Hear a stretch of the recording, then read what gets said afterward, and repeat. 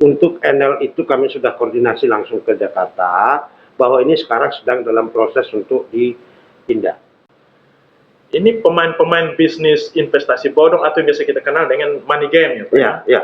Nah, ini kan sebenarnya orang-orang lama, orang yang sama gitu, yang dia dari satu bisnis ini tutup, pindah ke sini, tutup, gitu. Dan sepertinya dia sudah tahu pola atau skema dari bisnis-bisnis money game ini, sehingga dia sudah bisa mengukur rentang waktu tertentu bisnis ini pasti akan tutup, sehingga dia akan mencoba untuk meraup keuntungan sebesar-besarnya. Saya tidak tahu apakah OJK punya daftar nama orang-orang pemain-pemain lama yang di Nusa Tenggara Timur yang bermain investasi bodong atau money game ini, sehingga ini yang mungkin bisa dikoordinasikan misalnya ke penyidik Polda misalnya, sehingga ini menjadi pantauan, karena modusnya pasti ujung-ujungnya adalah menjadikan sesuatu yang tidak masuk akal dan menciptakan kerugian bagi masyarakat yang percaya kepada mereka. Nah, ini kira-kira tanggapannya bagaimana?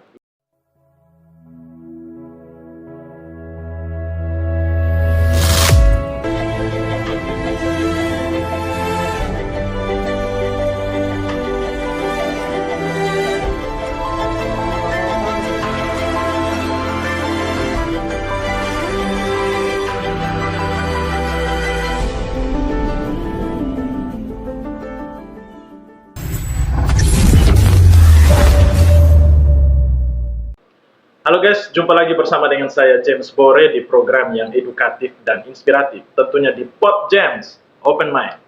Ya, berkembangnya bisnis investasi bodong atau ilegal di Nusa Tenggara Timur ternyata menyebabkan banyak masyarakat yang menjadi korban dari penipuan berkedok bisnis investasi ini, terkhususnya di Kota Kupang. Dan hari ini Pod James spesial berkunjung ke ruang kerja dari Kepala Otoritas Jasa Keuangan Nusa Tenggara Timur untuk berbincang dengan topik kita hari ini menyangkut waspada akan investasi bodong. Dan spesial sudah bersama dengan saya, Kepala Otoritas Jasa Keuangan Nusa Tenggara Timur, Bapak Japarmen Manalu. Selamat pagi Bapak. Selamat pagi Pak James. Apa kabar nih Bapak? Baik saja, sehat. Ya, Bapak, ini kita tahu bahwa bisnis investasi bodong atau investasi ilegal ini kan semacam terus berkamuflase dari waktu ke waktu, dan banyak masyarakat terkhususnya di Nusa Tenggara Timur ini juga menjadi korban dari janji-janji manis dari bisnis investasi bodong ini. Nah, kita akan berbicara banyak tentang topik kita pada hari ini Bapak. Tapi mungkin Bapak bisa sedikit kasih gambaran kepada para penonton Pod James dimanapun berada, sebenarnya investasi bodong itu apa dan ciri-cirinya seperti apa, Bapak? Baik, terima kasih Pak James, Bapak Ibu pemirsa dan adik-adik saya generasi milenial.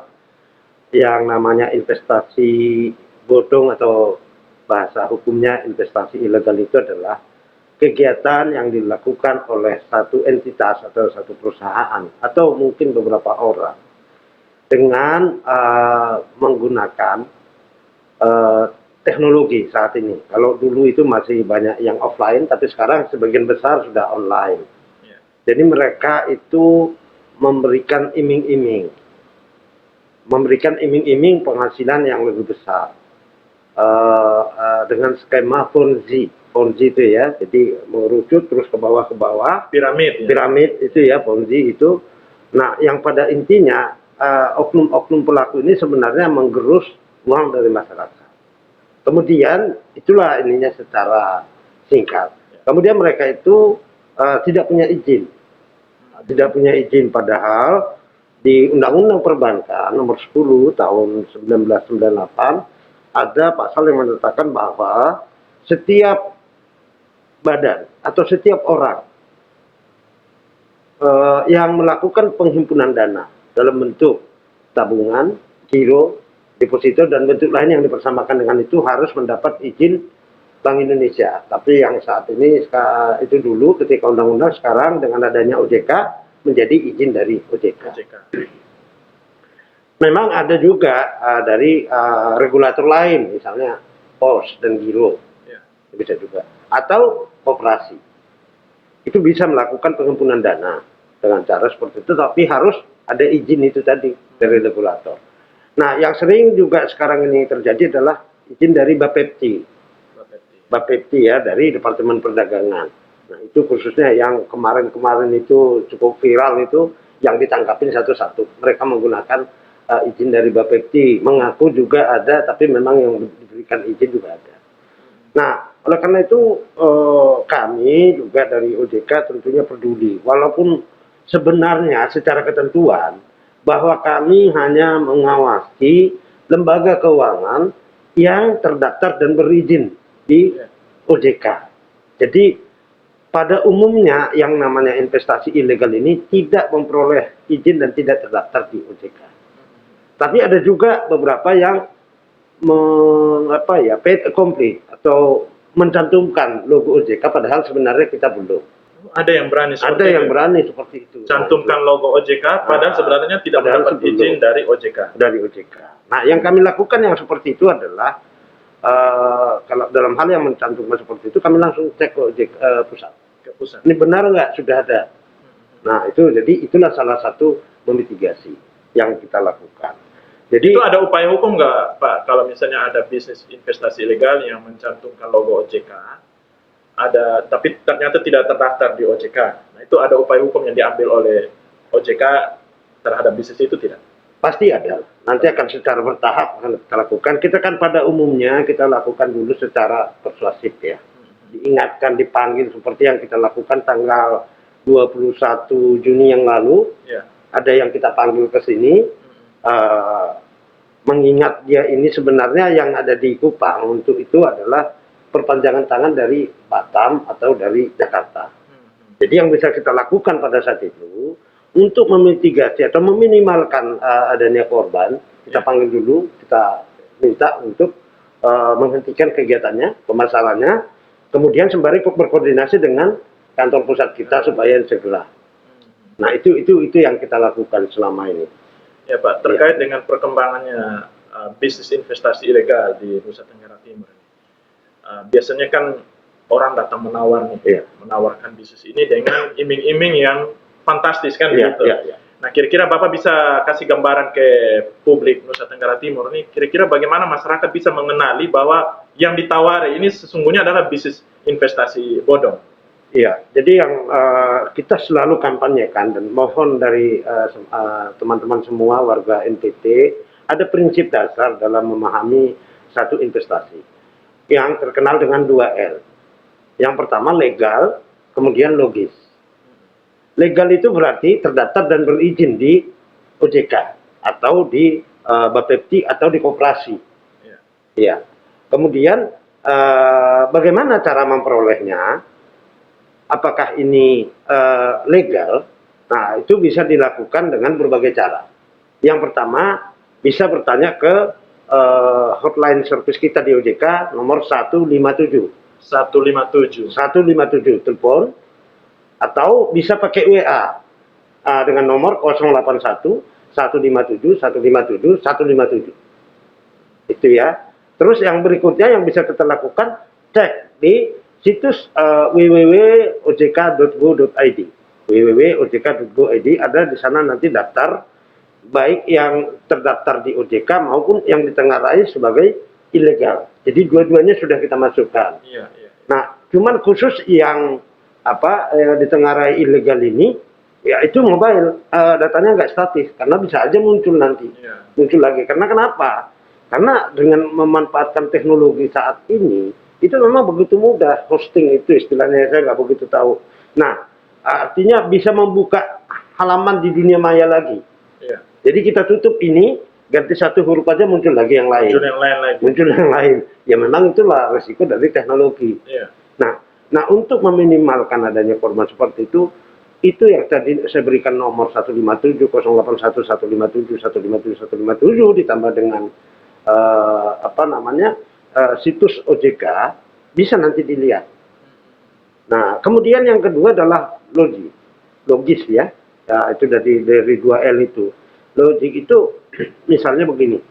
Dengan kondisi pertumbuhan ekonomi saat ini, triwulan 1 2022 di NTT itu 1,83 atau secara nasional hanya 5,01. Nah itu kan salah satu indikator sebenarnya bahwa perekonomian kan belum sepenuhnya pulih. Ya. Nah belum sepenuhnya pulih ya karena pandemi itu ya. Nah tentunya kalau ada yang menjanjikan sampai keuntungan di atas 10% atau lebih, nah itu sudah tidak masuk akal. Itu sudah mulai harus curiga. Sudah harus curiga, usaha apa? Keuntungan di atas 10%, Iya. bahkan ada yang 20%. Ada yang 20%. Itu kan sudah. Artinya begini, seperti bank misalnya ya, seperti bank, supaya gambaran aja, supaya pemirsa juga tahu, seperti bank, tabungan deposito dan giro yang disimpan di bank, itu kan disalurkan kembali ke dalam bentuk kredit. Iya. Nah, atau ditempatkan di surat berharga. Ada beberapa piranti. Ada yang menempatkan sesama bank, siapa yang melakukan ini. Artinya uang ini, misalnya bunga tabungan sekarang 2% atau 1,5%, dia masih bisa menjual 3 atau 4% sesama bank. Atau beli surat berharga, mungkin 5, SBI, apa dan segala macam. Itu jelas, masih uang yang terhimpun di bank itu, tentunya bank tidak akan mau rugi kan.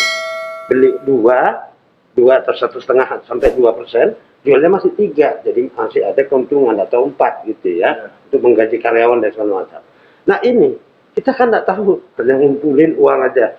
Setor 33.000, ya, tiba-tiba dalam 3 hari, berapa tadi Pak Deddy? 130.000. Dapat 130.000. Itu ditempatkan ke mana? Kalau bank itu tadi kan jelas.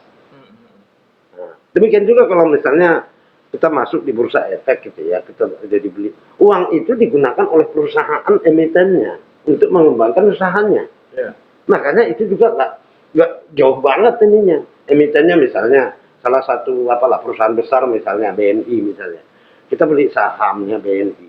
Uangnya melalui bursa efek itu kan digunakan oleh BNI untuk menyalurkan kredit dan segala macam. Jadi jelas. Ya. Nah, tapi kalau ini katanya untuk membeli paket listrik, pembangkit tenaga listrik, kita nggak tahu di mana itu pembangkit tenaga listriknya.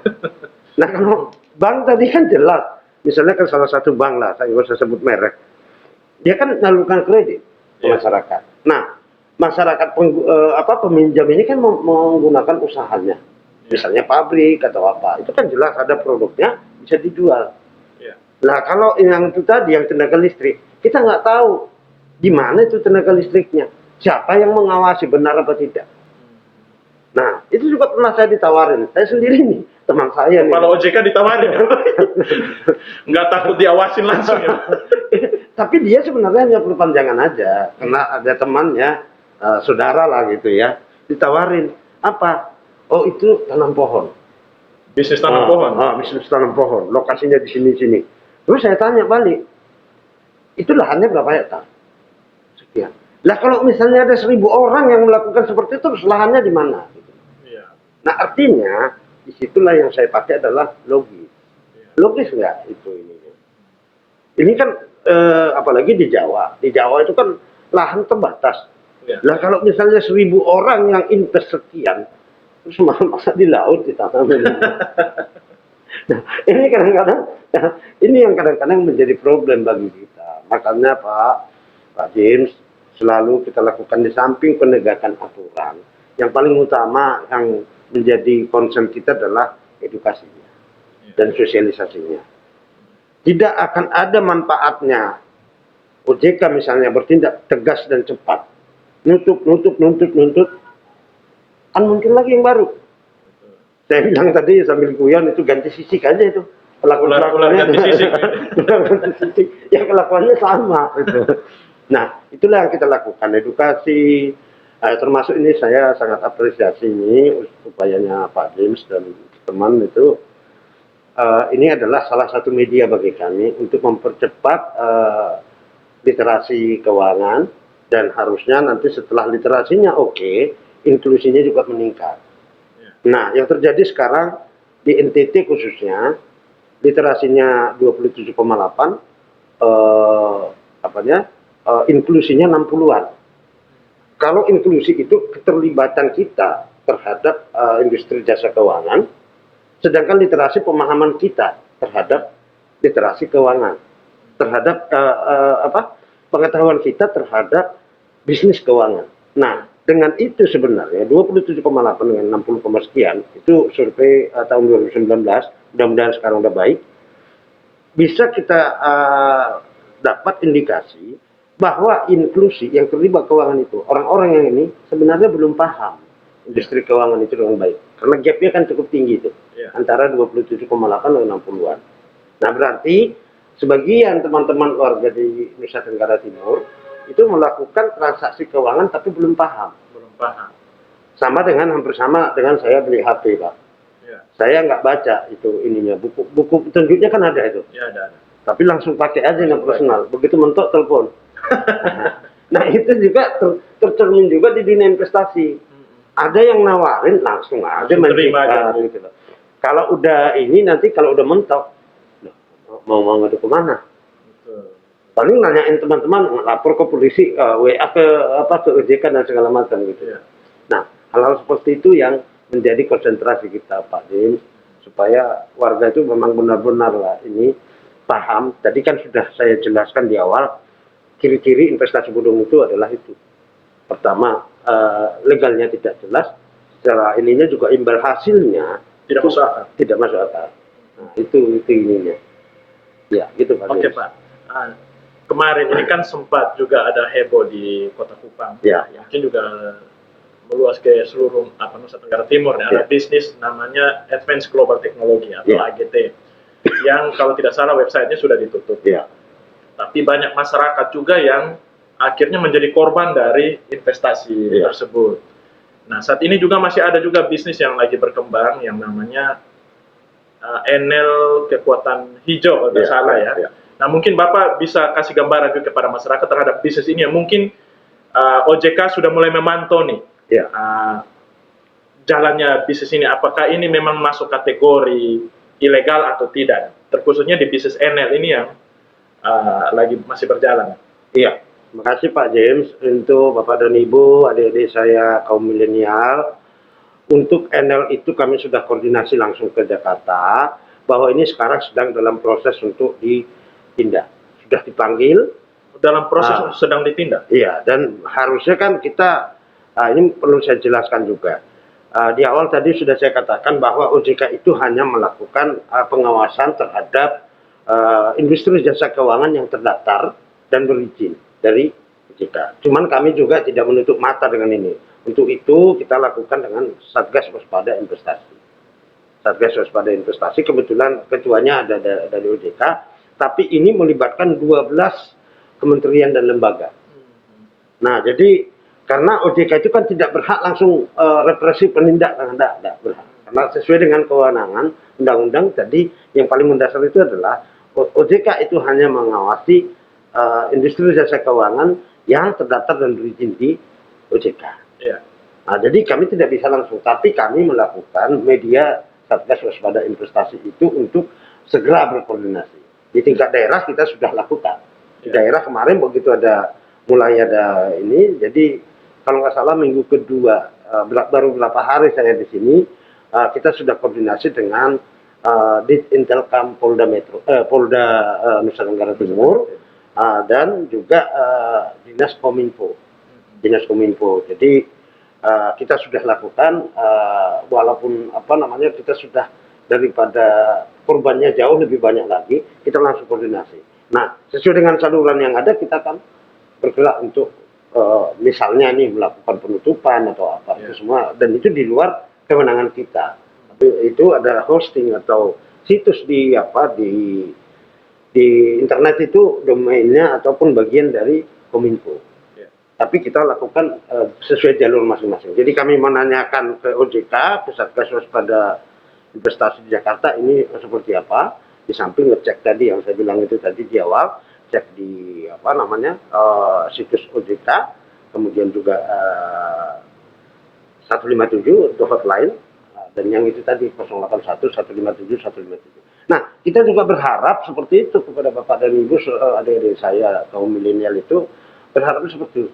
Begitu apapun tawarannya, lakukan dulu, legal atau logis.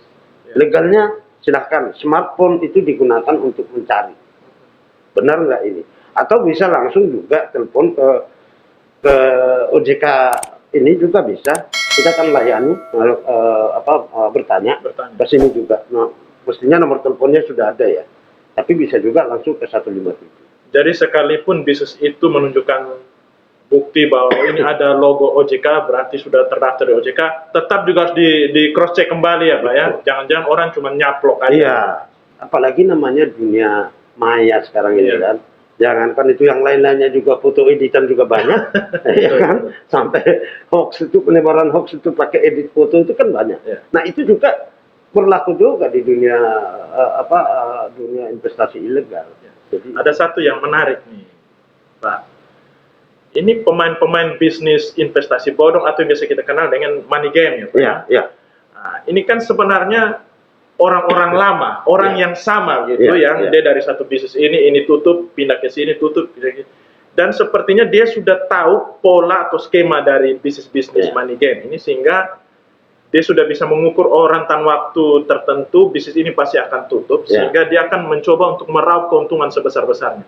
Saya tidak tahu apakah OJK punya daftar nama orang-orang pemain-pemain lama yang di Nusa Tenggara Timur yang bermain investasi bodong atau money game ini, sehingga ini yang mungkin bisa dikoordinasikan misalnya ke penyidik Polda misalnya, sehingga ini menjadi pantauan, karena modusnya pasti ujung-ujungnya adalah menjadikan sesuatu yang tidak masuk akal dan menciptakan kerugian bagi masyarakat yang percaya kepada mereka. Nah ini kira-kira tanggapannya bagaimana? Iya, jadi memang betul Pak. Saya juga sudah dapat informasi dari teman-teman di OJK NTT bahwa ini orangnya itu aja, karena dia udah pernah menikmati. Jadi dia pengen lagi. Jadi misalnya dia pemain dari investasi ilegal A, kemudian itu ditutup, dia kan udah tahu dan merasakan. Akhirnya seperti Pak James bilang itu tadi, dia mengulang lagi begitu ada tawaran dari Jakarta lagi atau dari mana secara dunia maya. Oh, dia melihat ini peluang nih. Peluang, akhirnya dia seperti itu. Nah, mengenai daftar yang ada, ya itu tadi, yang wajib sebenarnya kami lakukan adalah yang berizin dan terdaftar di OJK. Tapi ini saya kira ini menjadi perhatian kita juga ke depannya, akan coba kita identifikasi lagi ini supaya untuk mempercepat proses kalau ada pelaporan. Iya. Nah, jadi maksudnya kan seperti itu, Pak. Maksudnya adalah ketika ada nama-nama yang misalnya sudah jadi pantauan, pemain lama ini, sehingga ketika misalnya ada pelaporan, paling tidak data-data tentang orang ini dia berasal dari bisnis A, B, C, D sampai dengan yang terakhir. Ini responnya atau penindakannya bisa jauh lebih cepat. Gitu. Iya, itu saya kira nanti akan menjadi ini. Terima kasih Pak James. Nanti kita akan coba ini. Karena prinsip dasar kami itu tadi, yang terdaftar dan berizin di OJK lah yang tadi.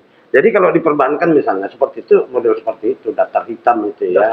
Daftar hitam itu siapa itu, atau untuk pengelola bank ada namanya daftar tidak lulus, itu ada sebenarnya. Jadi orang-orang tertentu yang pernah memiliki track record. Itu kalau karena bank atau yang lain-lainnya, asuransi dan segala macam kan ada datanya semua di kita karena ada izinnya gitu loh. Tapi untuk ini kan karena tidak ada izinnya, ya itu yang kita ini baru kita identifikasi aja, pengenalan. Tapi nanti ke depan dengan berkoordinasi dengan Dinas Kominfo dan Polda, nanti akan kita coba administrasikan. Belum ada ya Pak Dedi ya? Belum ada daftar ya? Ini saya kira masukan juga yang bagus ini, nanti kita coba ini. Walaupun bukan bagian dari tugas kita, tapi dalam rangka untuk mencegah atau meminimais. Paling tidak begini Pak, kenapa orang-orang yang sama dia masih istilahnya terus tertarik untuk mengulangi lagi dengan bisnis yang berbeda, karena mungkin belum ada satu tindakan yang memberikan efek jerah, sehingga pada akhirnya orang-orang seperti ini ya masih nyaman di dunia investasi bodong. Ya, saya kira itu nanti, itu masukan yang sangat bagus. Nanti di rapat koordinasi kami dengan Satgas pada investasi daerah nanti akan kita coba. Lagi saya lihat kan mungkin dari 2 direktorat, nanti dari Polda itu sudah masuk ya. Telkom sama Krimsus. Nah itu nanti untuk ini. Terima kasih Pak James. Nanti akan kita percepat lah untuk yang seperti itu. Oke, Pak, ini terakhir nih. Sebelum kita akhiri kita punya dialog nih, mungkin Bapak bisa kasih satu closing statement kepada masyarakat terkait untuk waspada investasi bodong. Ya, Terima kasih Pak James, kesempatan yang sangat baik ini. Ini adalah satu momentum yang baik dari kami berkomunikasi kepada warga Nusa Tenggara Timur untuk menyikapi atau meminimalkan risiko kita terjebak dalam investasi bodong. Ada prinsip paling mendasar, yaitu yang pertama, dua L ya, prinsipnya dua L. Yang pertama, legal. Yang kedua, logis. Jadi artinya ketika ada tawaran dari siapapun, dari pihak manapun yang terkait dengan adanya investasi, coba dilihat, Bapak Ibu lihat dan adik-adik milenial lihat, ini ada terdaftar nggak di Otoritas Jasa Keuangan atau di Bapepti, Departemen Perdagangan, atau di Dinas Koperasi setempat. Kemudian yang kedua, yaitu mengenai logis. Logisnya tadi saya sudah jelaskan. Apabila seseorang menawarkan imbal hasil yang jauh di luar nalar, maka itu kita bisa pastikan itu adalah bodong ataupun ilegal. Karena dalam kondisi ekonomi seperti saat ini, tidak akan mungkin ada satu hasil usaha yang legal ya. Satu hasil usaha yang legal yang bisa memberikan timbal hasil ataupun pengembangannya 10% per bulan. Tidak akan ada. Tidak akan ada usaha apapun, mau dimanapun itu. Kecuali yang legal misalnya, yang dilarang oleh undang-undang narkoba dan yang lain-lainnya. Itu mungkin bisa. Tapi kalau selama dia masuk di industri jasa keuangan, itu tidak akan ada. Bapak dan Ibu, adik-adik saya, bahwa dunia keuangan itu adalah kepentingan jangka panjang, bukan jangka pendek. Sehingga apabila dia masuk bermain di arena jangka pendek, maka sudah patut kita pertanyakan, ini logis apa tidak. Karena bisnis keuangan adalah bisnis kepercayaan. Jadi setelah uang terkumpul dari masyarakat, kemana ditempatkan? Kita harus tahu juga. Kalau kita langsung begitu ini, iming-iming bunganya sekian, ya bagi saya itu adalah untuk menjerat yang di bawahnya, calon anggota berikutnya. Jadi saya egois. Saya misalnya karena baru buka di Kupang atau di NTT, karena saya baru usahanya baru buka, saya mungkin berani investasi besar. Kemudian cari downline, cari ke bawah-bawah, ini nyedot untuk mengganti uang saya. Dan saya ceritakan, wah saya dapat uang sekian. Ini nyata, fakta ini. Apa istilah anak muda sekarang, cuan, masih cuan. Ya jelas cuan, karena dia masih disetor dari bawah. Tapi akan ada waktunya, saudara-saudara kita yang lain yang bisa menjadi korban. Nah, jadi oleh karena itu kami membuka ruang seluas-luasnya kepada masyarakat Nusa Tenggara Timur. Tadi saya tegaskan lagi aja, telepon 157 hotline OJK, tanyakan apakah perusahaan ini terdaftar. Kalau misalnya waktunya Bapak dan Ibu, adik-adik saya milenial tidak cukup, WA 081 157 157 157, dan bisa juga dilakukan dengan mencek di situs resmi ojk.go.id, atau bisa telepon langsung ke OJK Provinsi Nusa Tenggara Timur. Nah, kalau ini sudah menjadi kesadaran kita bersama, niscaya kita tidak akan menjadi korban investasi ilegal lagi. Demikian Pak James. Oke, baik, terima kasih Pak untuk waktunya sudah mau hadir di Pod James dan memberikan pencerdasan untuk masyarakat Nusa Tenggara Timur. Ya, sekali lagi terima kasih Pak. Terima kasih Pak. Oke guys, demikianlah perbincangan kami dengan Kepala Otoritas Jasa Keuangan Nusa Tenggara Timur, Bapak Japarmen Manalu. Ya, akhir kata saya James Bore bersama Kepala OJK NTT pamit, sampai jumpa.